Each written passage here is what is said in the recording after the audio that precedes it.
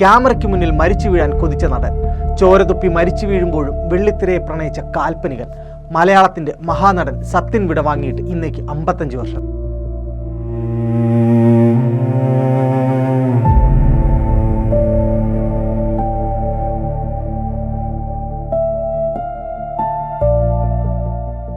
നാടകീയതയുടെ ചായക്കൂട്ടുകൾ പുരണ്ടതായിരുന്നു അന്നത്തെ സിനിമാ ലോകം. അവിടെ പ്രേം നസീർ എന്ന നിത്യഹരിത നായകൻ പ്രണയത്തിന്റെ മായിക വലയം തീർത്തു കഴിഞ്ഞിരുന്നു. മധു തൻ്റെതായ വൈകാരിക ഇടം കണ്ടെത്തിയ കാലം, ശങ്കരാടിയെ പോലെയുള്ളവർ സ്വഭാവ നടന്മാരായി തിളങ്ങിയ കാലം. എന്നാൽ സർവ്വഗുണ സമ്പന്നരായ എപ്പോഴും തിളങ്ങുന്ന മുഖമുള്ള ആ നടന്മാർക്കിടയിലേക്ക് അഭിനയത്തിന്റെ വ്യാകരണങ്ങൾ തിരുത്തി എഴുതിക്കൊണ്ട് ഒരു പരുക്കൻ മുഖം നടന്നു കയറി. അലറിക്കരഞ്ഞും ഡയലോഗുകൾ നീട്ടിപ്പറഞ്ഞും ശീലിച്ച പ്രേക്ഷകർക്ക് മുന്നിലേക്ക് ജീവിതത്തിന്റെ പരുക്കൻ യാഥാർത്ഥ്യങ്ങളെ യാതൊരു കാപട്യവുമില്ലാതെ അയാൾ വരച്ചു കാട്ടി. അതെ, മലയാള സിനിമയ്ക്ക് സ്വാഭാവിക അഭിനയം എന്തെന്ന് കാണിച്ചു കൊടുത്ത അടയാളമായിരുന്നു അയാളായിരുന്നു സത്യൻ.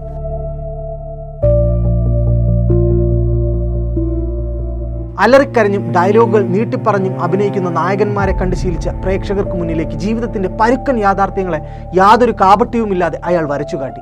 അതെ, മലയാള സിനിമയ്ക്ക് സ്വാഭാവിക അഭിനയം എന്തെന്ന് കാണിച്ചു കൊടുത്തത് അയാളായിരുന്നു. മാനുവൽ സത്യനേശൻ നാടാണ്.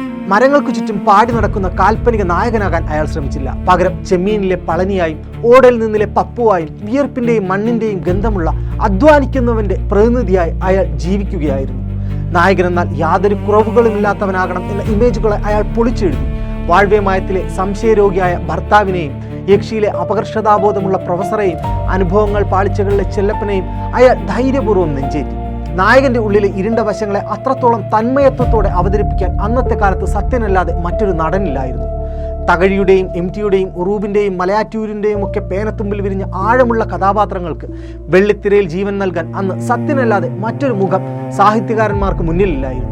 കലയുടെ പശ്ചാത്തലത്തിൽ നിന്നല്ല അയാൾ സിനിമയിലേക്ക് എത്തിയത്, ജീവിതത്തിന്റെ തീച്ചൂളയിൽ നിന്നാണ്.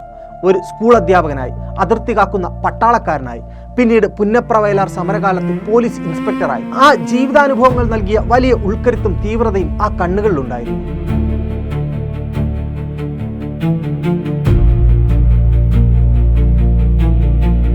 അനുഭവങ്ങൾ പാളിച്ചകൾ എന്ന ചിത്രത്തിന്റെ ഷൂട്ടിംഗ് സെറ്റ്, ഷീലയുടെ മടിയും തലവച്ച് കിടക്കുന്ന രംഗം അഭിനയിച്ചു തീർത്തപ്പോൾ ആ വെളുത്ത സാരിയിൽ രക്തം പടർന്നിരുന്നു.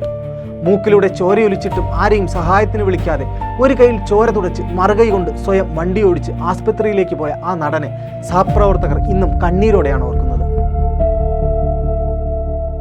55 വർഷങ്ങൾക്കിപ്പുറവും പകരം വയ്ക്കാനില്ലാത്ത പൗരുഷമായി അയാൾ മലയാളിയുടെ മനസ്സിൽ നിറഞ്ഞു നിൽക്കുന്നു. അതെ, അയാൾ മരിച്ചിട്ടില്ല. ക്യാമറ ഓഫ് ചെയ്യുമ്പോഴേക്കും വെള്ളിത്തിരയിലെ വെളിച്ചമായി അയാൾ അലിഞ്ഞു ചേരുകയായിരുന്നു. അതെ, പ്രായത്തിന് അദ്ദേഹത്തെ തളർത്താനായില്ല, കാലത്തിന് അദ്ദേഹത്തെ മറക്കാനും. പകരം വയ്ക്കാനില്ലാത്ത പൗരുഷമേ, മലയാള സിനിമയുടെ പ്രിയപ്പെട്ട സത്യൻ മാഷെ, അങ്ങയ്ക്ക് പ്രണാമം.